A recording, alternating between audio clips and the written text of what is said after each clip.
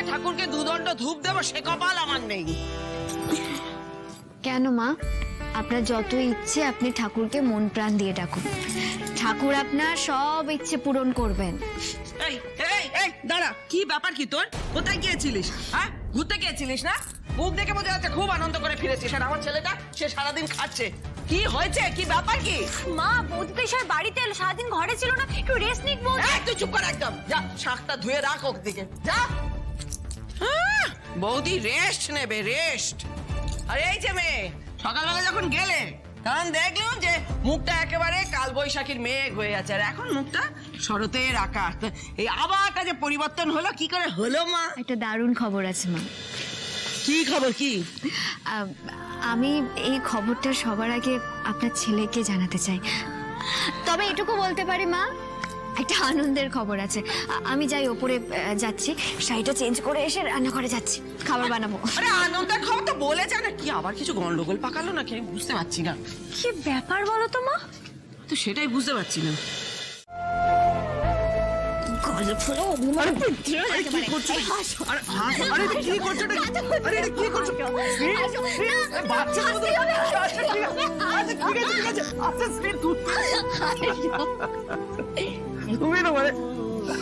এই হাসিটাই সবসময় আমি তোমার মুখে দেখতে চাই রাজ।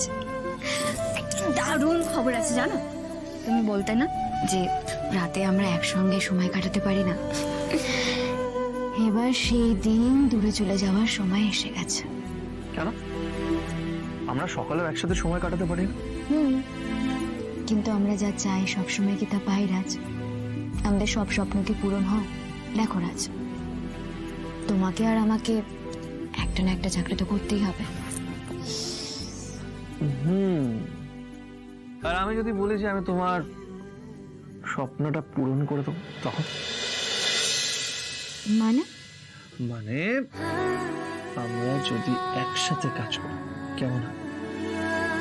একসাথে? বিষয়টা কি বলো তো, মানে একটু বুঝিয়ে বলো না। শ্রী, তুমি না বললেও আমি আগে থেকে জেনে গেছিলাম তোমার চাকরি চলে গেছে।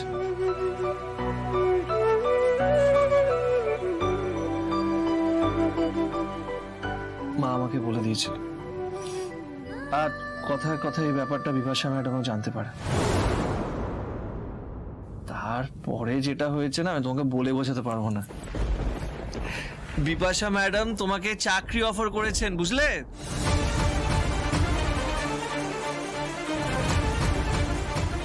এইবার বলো, আমার অফিসে চাকরি করতে রাজি তুমি? কি করবে?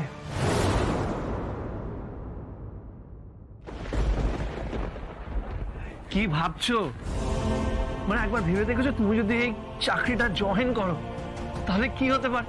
মানে আমরা একসাথে অফিসের জন্য যাব, আমরা একসাথে সব কাজের কথা ডিসকাস করব, টিফিন ব্রেকে একসাথে টিফিন করব, একসাথে বাড়ি ফিরবো।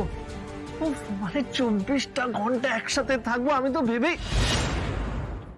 কতটুকু চেনো তুমি ওনাকে? কতদিন ধরে দেখছো? নাকি এতটাই অন্ধ হয়ে গেছো যে তুমি কিছুই বুঝতে পারছো না? সত্যি কিছু বুঝতে পারছি না, সত্যি সে আমি কিচ্ছু বুঝতে পারছি না, কিন্তু আমি একটাই বুঝতে পারছি যে তুমি এই চাকরিটা করবে না, তাই তো?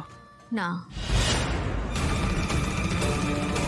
আজ আমি একটা চাকরি পেয়েছিলাম রাজ, ভেবেছিলাম তোমার সঙ্গে আলোচনা করে চাকরিতে জয়েন করবো, কিন্তু এখন মনে হচ্ছে ওই চাকরিটাই আমার করা দরকার। বুঝলাম, বুঝলাম। তুমি আজকে একটা চাকরি খুঁজতে গেছিলে, চাকরি পেয়েও গেছো, খুব ভালো ব্যাপার। কিন্তু শ্রী, একটা কথা বলো তো, চাকরি পাওয়া কি এতটাই সোজা যে তুমি গেলে আর চাকরি পেয়ে গেলে? কারণ কেউ আমাকে ডেকে চাকরিটা দেয়নি রাজ। আমি অফিসে গিয়ে ইন্টারভিউ দিয়ে নিজের যোগ্যতায় চাকরিটা পেয়েছি। আর এই চাকরির খবরটা কে দিল শ্রী তোমাকে? নিশ্চয় সতীশ। হ্যাঁ, সতীশের সঙ্গে আমার অফিস পাড়ার কাছাকাছি দেখা হয়েছিল, উনি আমাকে একটা কোম্পানির খোঁজ দিয়েছেন আর সেখানে আমি ইন্টারভিউ দিয়েছি।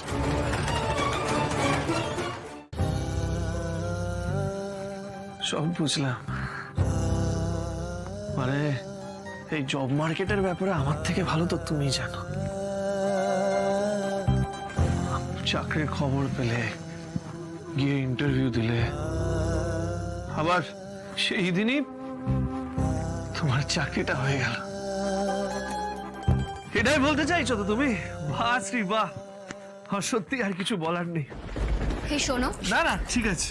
চাকরি এভাবেই পাওয়া যায় রাজ। কেউ একজন প্রথমে খবর দেয়, তারপরে নিজে গিয়ে ইন্টারভিউ দিয়ে চাকরিটা পেতে হয়। তার মানে তুমি এই চাকরিটা করবে না, তাই তো? না রাজ, আমি বিপাশার অফিসে চাকরিটা করব না। তুমি আমার বলা চাকরিটা করবে না, সতীশের দেওয়া চাকরিটা করবে। এতদিন ধরে বিপাশা যখন আমায় কিছু দিত, তোমার মনেও তো তার পেছনে উদ্দেশ্য আছে। আর আজকে যে সতীশ... রাজ, ছি রাজ, তুমি ভুল ভাবছো। সতীশ শুধুমাত্র আমাকে একটা খোঁজ দিয়েছেন, এই খোঁজটা যে কেউ দিতে পারতো, বাবা মা দাদা বৌদি। আমিও তো দিলাম খোঁজটা, তুমি এক মিনিটও দিলে, এক সেকেন্ডে সেটা রিফিউজ করে দিলে। তুমি ভুল বুঝছো রাজ, ভুল ভাবছো। ভুল বুঝছি না, আজকে আমি একদম ঠিক বুঝছি। এতদিন ভুল ভাবতাম, কিন্তু আজকে ঠিক ভাবতেছি, একদম ঠিক ভাবছি আমি। রাজ, কথা বলে লাভ নেই। রাজ শোন, রাজ, তুমি বারবার আমাকে ভুল বুঝছো, বারবার। তুমি কেন বুঝতে পারছো না? বিপাশা আমাদের দুজনের ক্ষতি করতে চাইছেন। তুমি কবে বুঝবে রাজ? সবটা তুমি কবে বুঝবে?